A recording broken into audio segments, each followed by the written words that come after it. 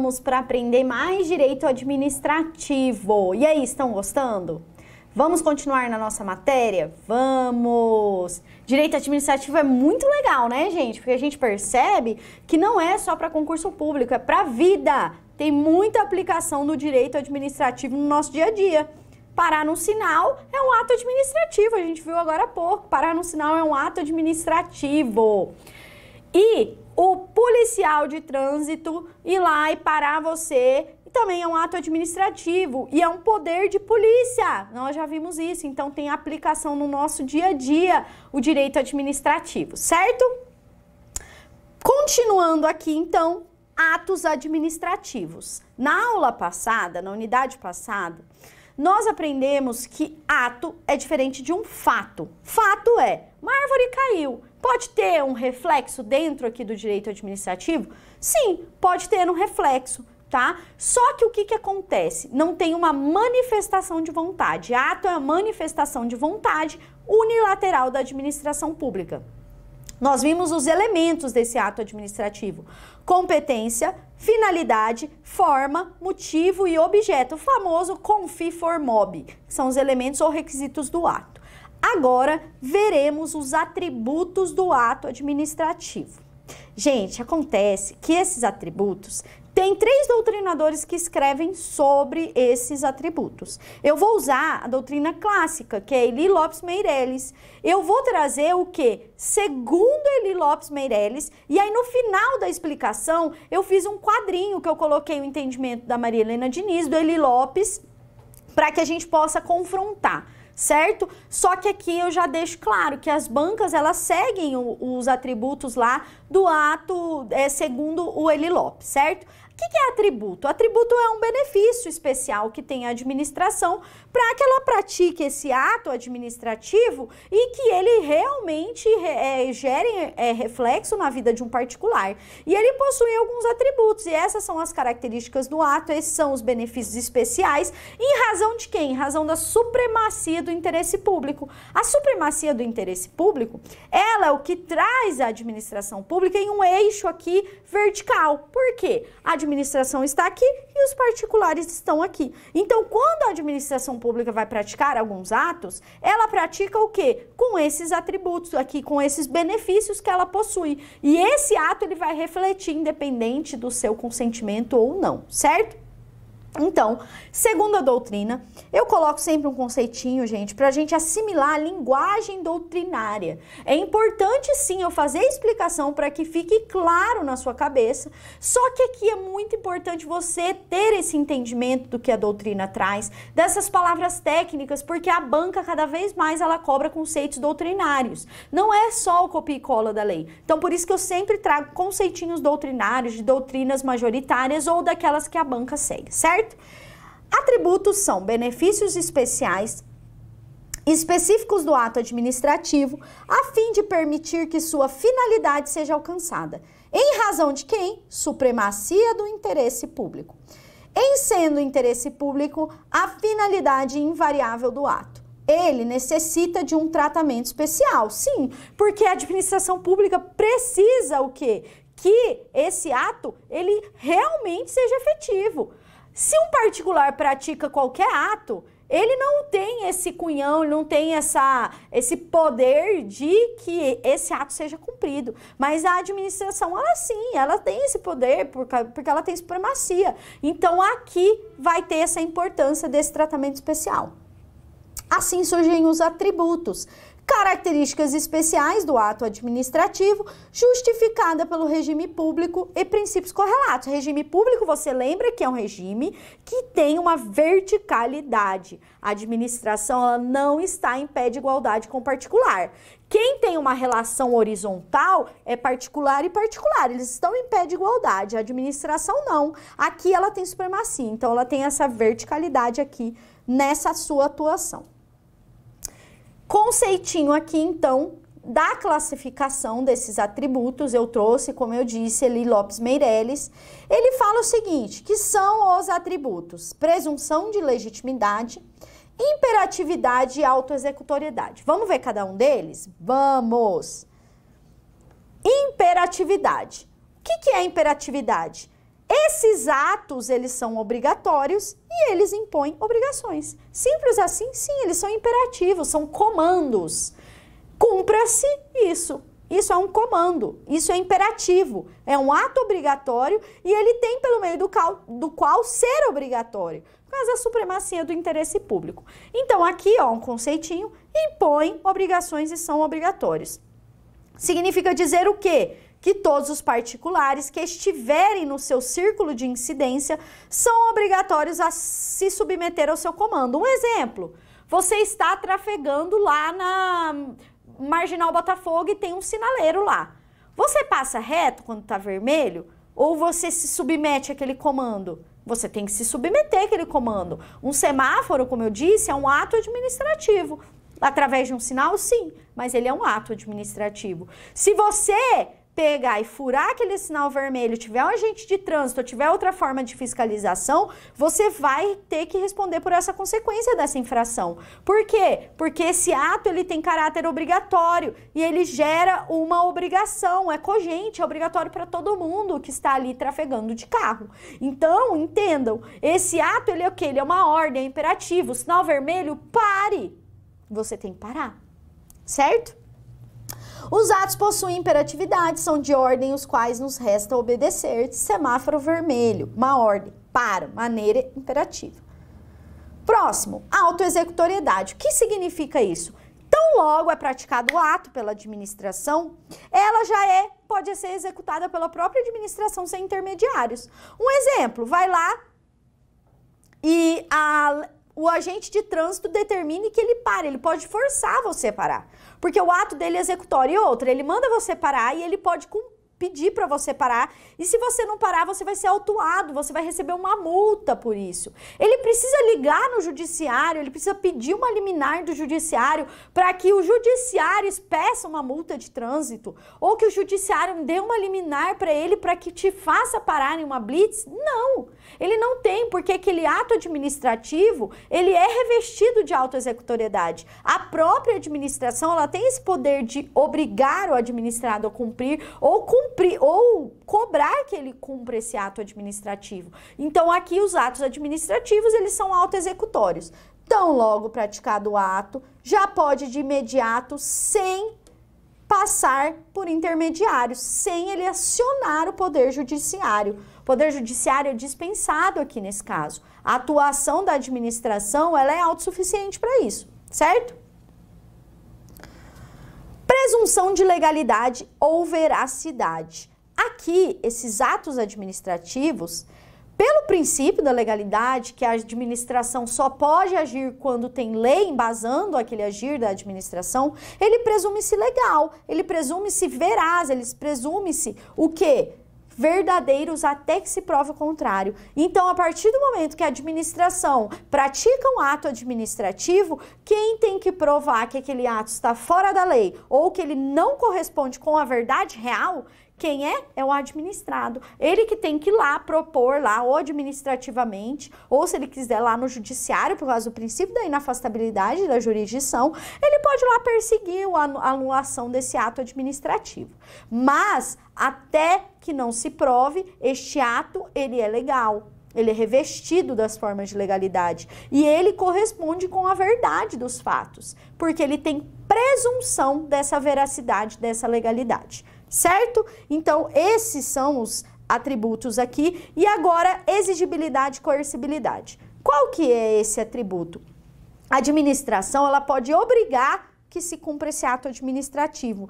Coercitivo, ela pode coagir que aquele ato seja praticado.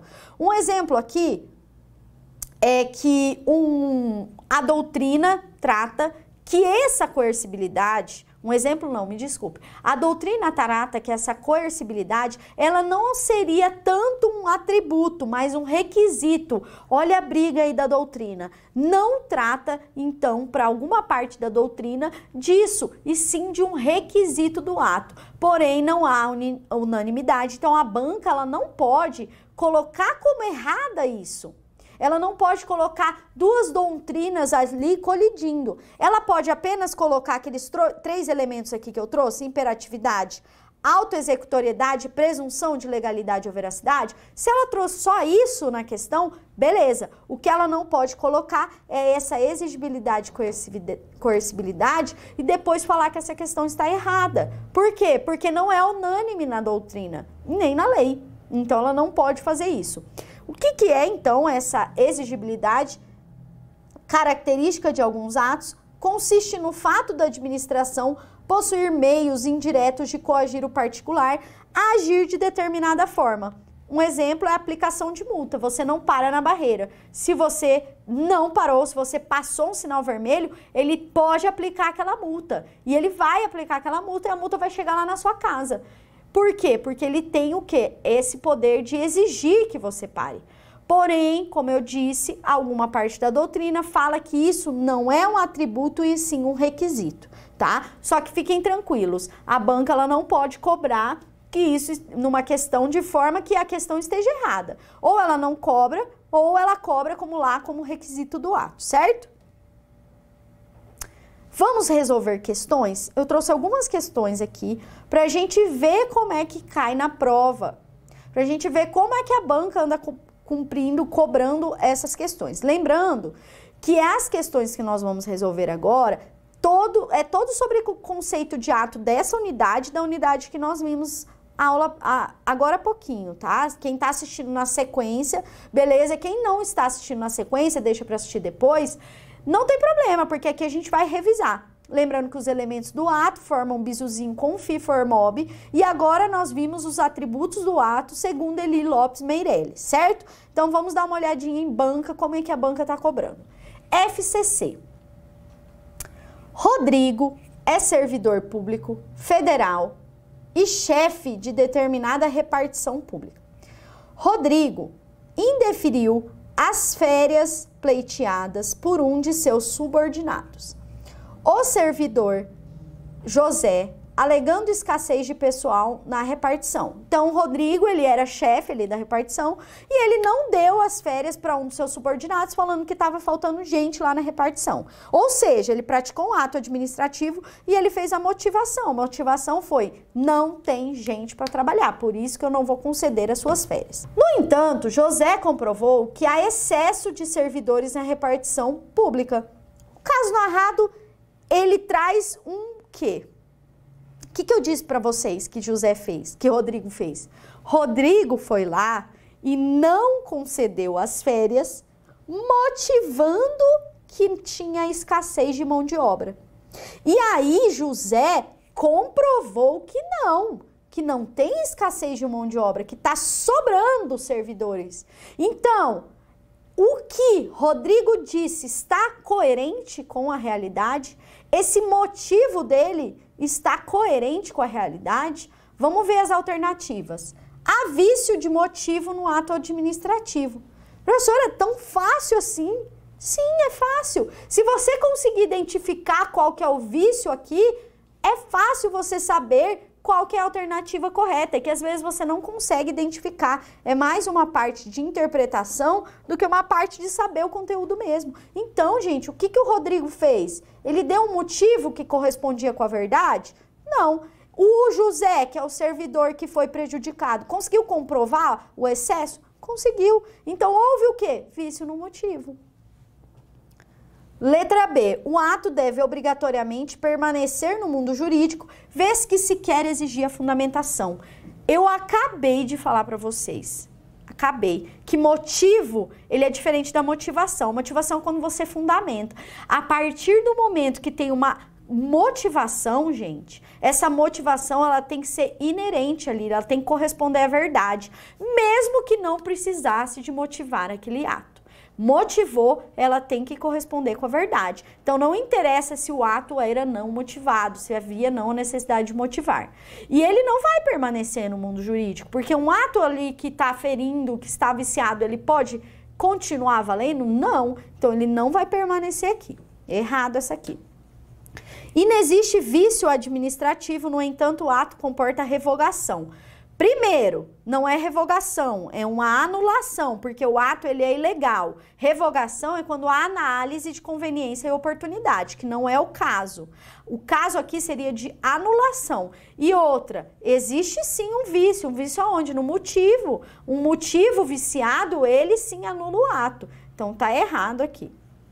O ato praticado por Rodrigo encontra-se viciado, no entanto, não admite anulação, haja vista a discricionariedade administrativa. Gente, quando tem um vício na legalidade do ato, quando tem um vício ilegal, o que acontece aqui? Não cabe análise de conveniência e oportunidade da administração pública. E mesmo assim, se houvesse uma discricionariedade e a administração pública se desviasse daquele caminho, mesmo assim caberia uma anulação. Então tá errado. O objeto do ato encontra-se viciado. Não é o objeto que encontra-se viciado, é um motivo. Gabarito, letra A, de amor. Próxima questão. FCC, TRT, 11ª Região, Analista Judiciário Oficial de Justiça Avaliador. Gente, questões complexas, tá? Não são questões fáceis, não. Questões de analista são questões mais complexas. Mas eu prefiro resolver com vocês essas questões mais complexas para que vocês possam resolver sozinhos as questões mais tranquilas, tá? Letra A. Não comporta convalidação. Eu nem li ainda o enunciado. Tô doida. Melinda, servidora pública, praticou ato administrativo com vício de competência. Vamos grifando aqui o que é importante. Cumpre salientar que a hipótese não se trata de competência outorgada com exclusividade pela lei, mas o ato administrativo competia servidor público diverso. Então, o ato administrativo, ele era a lei tratava desse ato administrativo, mas não era uma competência exclusiva. Competência exclusiva são aqueles atos que não podem o quê? Sofrer uma delegação. Lembra do cenoura? Cenoura. Quais atos que não podem ser delegados? Competência exclusiva, atos normativos e recursos administrativos. Esses atos não pode delegar, certo? Então, ele está falando que era uma competência que não tratava de uma competência outorgada com exclusividade pela lei. Então, Melinda, que praticou esse ato com vício de competência, se tivesse um superior lá que pudesse praticar esse ato, ele pode até convalidar esse ato, ele pode até falar, olha, esse ato está ok, embora Melinda não fosse competente, vou convalidar esse ato. Porque a competência, ela é fruto, ela pode sofrer essa convalidação, essa validação desse ato administrativo. Em razão do ocorrido, determinado particular impugnou expressamente o ato em razão do vício de competência. Aí, gente, houve prejuízo de alguém. Até então, ninguém foi lá e se opôs ao ato. O servidor veio aqui e convalidou esse ato, beleza. Só que houve o quê? Houve um terceiro que ele sofreu um prejuízo. Então, esse ato, embora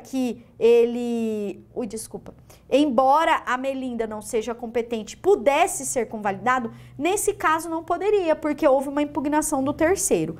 Não comporta convalidação, pois o vício narrado não admite tal instituto.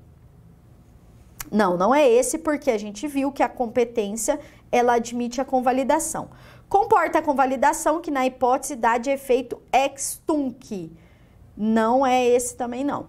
Não comporta convalidação em razão da impugnação pelo particular. Sim, tá certinho. Não comporta porque o particular impugnou o ato. Poderia ter feito a convalidação se ninguém tivesse impugnado? Sim, quem era competente para tanto, ele poderia convalidar. Nesse caso, não foi o que aconteceu. Próxima questão. A respeito da motivação dos atos administrativos, é correto afirmar: A. Pode ser dispensada critério da administração competente em homenagem ao princípio constitucional da razoável duração do processo. Gente, não tem nada a ver. Sabe aquela questão que não fala nada com nada? A duração razoável do processo, ele é um princípio constitucional também, tratado na Constituição Federal de 1988. tanto de judicial quanto administrativo, que é o quê? O seu processo durar tempo razoável. Só que isso não quer dizer que a administração, ela dispensa lá que seja praticada por uma autoridade competente aquele ato. Não tem nada a ver isso aqui. Então, é aquela coisa que não tem nem justificativa de tão errado que tá. B. É válida a motivação de caráter genérico que se resuma a apontar que a decisão é tomada por razões de interesse público. Não, gente, a motivação, ela tem que ser específica, ela não pode ser genérica. Ah, e a gente fez isso por causa da finalidade pública. Não, ela tem que especificar realmente por que houve a prática daquele ato. Em regra, as motivações podem ser implícitas, não, expressas, tá? Cumprindo ao interesse, revelá-las se necessário. Não, em regra é expressa. Pode ser implícita em alguns casos, mas em regra é expressa. Os atos administrativos discricionários prescinde. Gente, a palavra prescinde, presta atenção aqui. A palavra prescinde significa dispensar. Muita gente erra porque acha que prescinde é de precisar. Não, é de não precisar. Dispensável. Dispensa. Imprescindível, que é indispensável. Então, às vezes, o aluno, ele erra a questão porque ele não sabe o que é prescinde. Então, aqui, os atos administrativos discricionários dispensam a motivação para serem válidos, visto que são produzidos a critério da administração por razões de conveniência e oportunidade. Os atos administrativos aqui, eles terem um certo livre-arbítrio aqui ou até uma possibilidade de administração de escolha, não quer dizer que eles estão exonerados de ter que motivar, tá? Uma coisa é a administração escolher como e quando agir. Outra coisa é a administração falar que não vai motivar, porque ela escolhe quando e como agir. Aí que é bom ela motivar. Porque se ela tiver lá ligadinha na lei, que são os atos vinculados, ela tá cumprindo a lei. Então já tá lá na lei. Agora aqui não, aqui ela tem a necessidade sim de motivar. E letra E, tem que ser essa, né? Senão a questão tá anulada. Em regra, a motivação é requisito de validade do ato administrativo. Em regra, ok. Devendo envolver, para ser suficiente, o apontamento das razões de fato e de direito. Ele está falando de motivação genérica? Não. Que a questão ali estava errada? Não. Ele falou qual que era a condição de fato e de direito para ser praticado aquele ato. Está motivando aquele ato. Então, a letra E está certinha.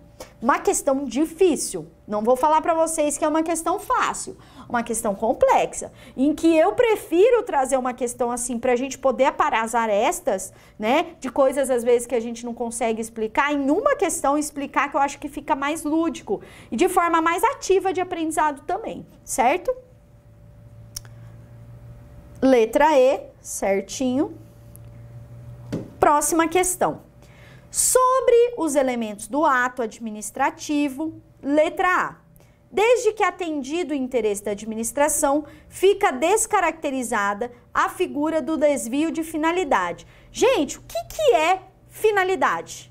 A finalidade é a administração perseguir o que ela quer com aquele ato, o fim. E ela nunca pode se afastar do fim maior, que é a finalidade pública.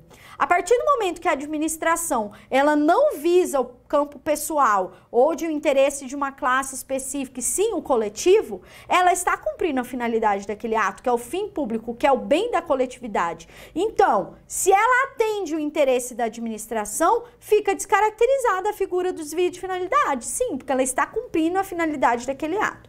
Vamos ver as outras questões. Essa questão caiu para defensor público. Olha o nível da questão que a gente está resolvendo. A inexistência do elemento formal não é causa necessária de invalidação do ato, em vista da teoria da instrumentalidade das formas. Professora, você é muito sacana. Olha a questão que você traz pra gente. Gente, eu prefiro trazer questões difíceis para explicar, por exemplo, que é a instrumentalidade da forma, que isso aqui é uma doutrina lá no campo processual. Instrumentalidade da forma é você aproveitar um ato. Por exemplo, tem vários recursos no âmbito processual. Embargo de declaração, apelação, recurso extraordinário, recurso especial. Se aquele recurso que você entrou preenche os requisitos de um recurso, que não seria aquele recurso que você entrou, Você teria que entrar com agravo e você entrou com uma apelação. Não pode, tá? Mas eu tô explicando de maneira que você entenda. Se você preencheu o requisito entrando com o nome de outro recurso, preencheu o requisito, aquele ato tem que ser aproveitado, por causa do princípio das instrumentalidades da forma, por causa desse princípio específico. Aqui, gente, não quer dizer na administração. A administração, ela tá ligada a uma lei, ela tá ligada à solenidade. Então, não é plenamente aplicada a instrumentalidade das formas aqui. Olha o que tá falando, a inexistência do elemento formal, ou seja, lá um elemento formal não foi cumprido. Se aquele elemento é formal, precisa do cumprimento daquele elemento formal. Por exemplo, olha só, eu preciso que este ato seja de forma escrita. E você não preenche aquele ato de forma escrita, e ela foi necessária para aquele ato de forma escrita. Não foi cumprida uma solenidade. Aquilo era necessário até para a existência do ato. Aí ele não vai poder respeitar o que? Essa convalidação, esse preenchimento da instrumentalidade das formas. Mas não se preocupe, a instrumentalidade das formas não cai na sua prova. A noção de ilicitude do objeto no direito administrativo não coincide exatamente com a noção de ilicitude do objeto no âmbito civil. Gente, objeto ilícito é objeto ilícito. Aquele objeto não preenche os requisitos da lei, ele está fora da lei. Está fora da lei é tanto no ambiente administrativo, civil, penal. Ele não comprovou que era lícito aquele objeto. Sujeito do ato é o seu destinatário. Assim, o solicitante de uma licença é o sujeito desse ato administrativo. Não, o sujeito do ato é quem pratica o ato administrativo, é a administração. Havendo vício relativo a motivo, haverá por consequência desvio de finalidade? Não, gente. Pode ser outro tipo de desvio. O motivo está viciado porque eu não quis transferir aquele servidor. Eu motivei que aquele servidor foi transferido porque tinha necessidade dele lá em outra repartição. Mas, na verdade, eu transferi porque eu não gosto daquele servidor. Isso é vício na finalidade? Não, isso não é vício na finalidade, certo? Então, aqui ficou a letra E, a letra A mais correta, tá? Desde que atendido o interesse da administração, fica descaracterizada a figura de desvio de finalidade. Por quê? Porque você cumpriu a finalidade pública. Então, não está desviando aqui da finalidade da administração, que é para que ela existe, certo? Resolvemos questões pesadas, questões difíceis. Então, eu fiz maldade com vocês, tá? Desculpa, mas eu tô aqui para explicar. Então, você não vai ter que resolver isso aqui sozinho. As questões que caem disso, em edital de segurança pública, em polícia militar, polícia civil, quando se pode fazer, é muito mais tranquilo que isso. Vai cair quais são os elementos do ato? Quais são o que é pressuposto lá, aplicando lá o pressuposto do Eli Lopes Meirelles? Então, eles são mais tranquilos o exercício, só que a gente dá uma apertadinha maior aqui em vocês, para vocês terem o quê? Uma base melhor, inclusive de interpretação de texto, porque a interpretação de texto, ela às vezes te tira uma questão que você sabe o conteúdo, como o que ele está te perguntando, você precisa entender o que a banca está te perguntando, ou até questões de palavras como prescindem, que você às vezes erra uma questão porque você não sabe exatamente o que significa aquela palavra. Então, a sua conexão dentro da questão, ela vai estar errada, certo? Eu espero vocês em breve, na próxima unidade de ensino. Tá sendo um prazer estar aqui com vocês. Eu espero que vocês estejam gostando. E eu fico por aqui. Até a próxima e um super abraço.